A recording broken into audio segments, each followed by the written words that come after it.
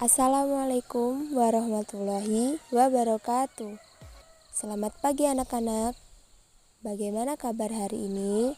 Semoga semua dalam keadaan sehat, bahagia, dan ceria. Bertemu lagi dengan Bu Ani dengan SKI Sejarah Kebudayaan Islam. Jika minggu yang lalu Bu Guru sudah menjelaskan tentang pengantar ilmu SKI, hari ini kita akan belajar materi yang pertama, yaitu tentang pengangkatan Nabi Muhammad SAW sebagai Nabi dan Rasul. Sebelum Nabi Muhammad lahir, kota Mekah disebut dengan zaman jahiliyah. Zaman jahiliyah. Apa itu zaman jahiliyah? Zaman jahiliyah yaitu zaman kebodohan atau zaman kegelapan. Bodoh di sini bukan berarti mereka bodoh pengetahuan, melainkan bodoh perilakunya. Masyarakat Mekah suka melakukan perbuatan maksiat seperti pembunuhan, perampokan, bahkan sesembahan mereka adalah berhala. Dengan kondisi masyarakat Mekah yang sangat rusak, kemudian Allah Subhanahu wa Ta'ala mengutus Nabi Muhammad SAW untuk mengajak para masyarakat Mekah kembali ke jalan yang benar, yaitu kembali ke jalan Allah. Nabi Muhammad lahir dengan ibu bernama Aminah binti Wahab dan ayahnya bernama Abdullah bin Abdul Muthalib. Nabi Muhammad lahir pada hari Senin 12 Rabiul Awal atau tepatnya pada tanggal 20 April 571 Masehi. Arti dari Nabi Muhammad adalah yang terpuji. Nabi Muhammad menerima wahyu pertama di usia 40 tahun. Pada saat itu Nabi Muhammad sedang menyendiri di Gua Hira. Kemudian malaikat Jibril mendatangi Nabi Muhammad di Gua Hira.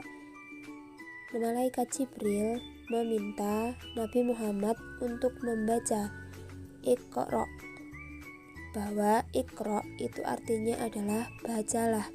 Namun Nabi Muhammad menjawab tidak bisa membaca hingga berulang kali, sampai pada akhirnya turunlah wahyu yang pertama, yaitu surat Al-Alaq ayat 1-5.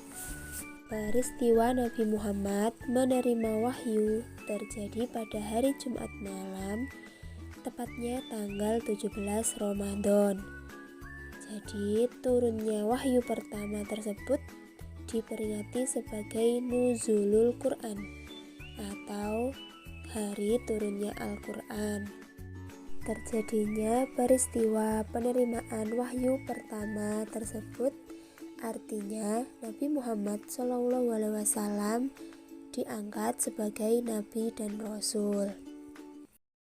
Baiklah, anak-anak Bu Guru yang pintar-pintar, untuk selanjutnya Bu Ani akan menyajikan sebuah video tentang kisah Nabi Muhammad menerima wahyu yang pertama, agar kalian semua bisa lebih memahami dari materi yang Bu Ani jelaskan. Selamat menyaksikan.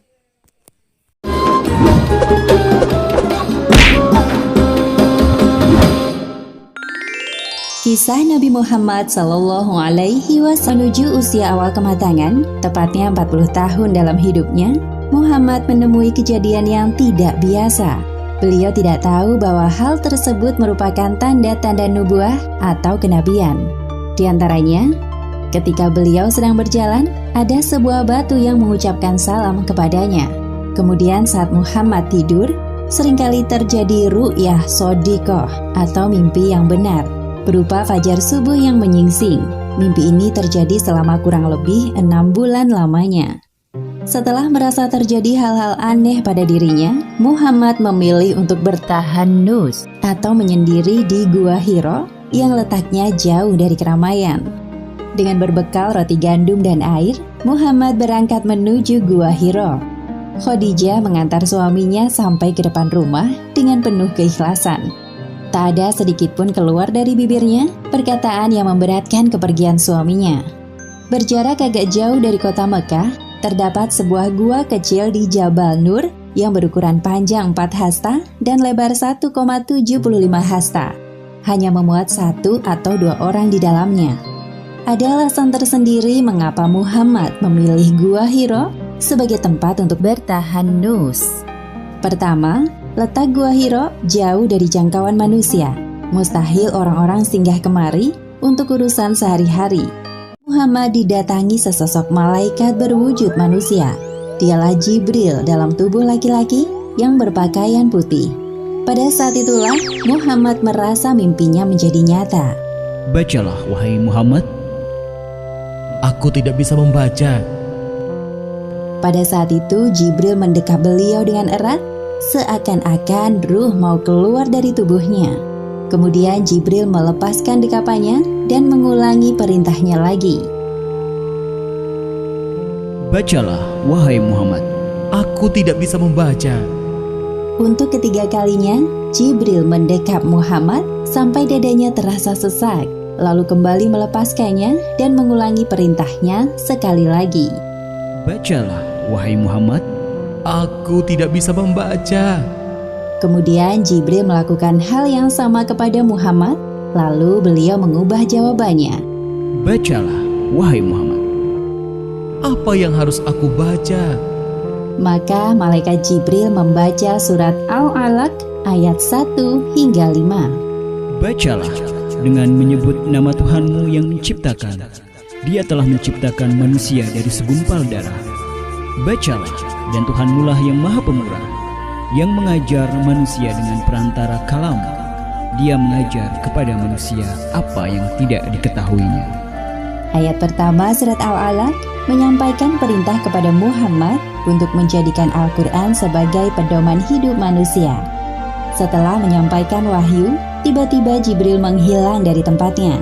Muhammad yang menyadari ketidakhadiran Jibril merasa ketakutan, lalu beliau langsung berkemas untuk pulang. Beliau masih merasa ketakutan dan tidak menyangka telah melewati peristiwa aneh yang akan merubah hidupnya. Muhammad turun dengan cepat dari gunung dan melewati padang pasir luas. Tiba-tiba terdengar suara dari langit. Wahai Muhammad, engkau adalah utusan Allah. Aku adalah Jibril. Wahai Muhammad, engkau adalah utusan Allah. Aku adalah Jibril. Wahai Muhammad, engkau adalah utusan Allah. Aku adalah Jibril. Muhammad yang mendengar suara Jibril menghentikan langkahnya dan melihat ke arah langit. Itulah kali pertama Muhammad melihat Jibril dalam postur malaikat. Tiba-tiba saja Jibril menghilang. Segera saja Muhammad terburu-buru meninggalkan tempat itu dengan penuh ketakutan. Itu tadi adalah kisah Nabi Muhammad SAW dalam menerima wahyu pertama. Untuk selanjutnya, Bu Ani punya beberapa pertanyaan yang harus kalian jawab ya. Sekian dulu dari Bu Ani, nanti kita sambung lagi kisah-kisah Nabi Muhammad yang lainnya. Sampai jumpa minggu depan. Wassalamualaikum warahmatullahi wabarakatuh.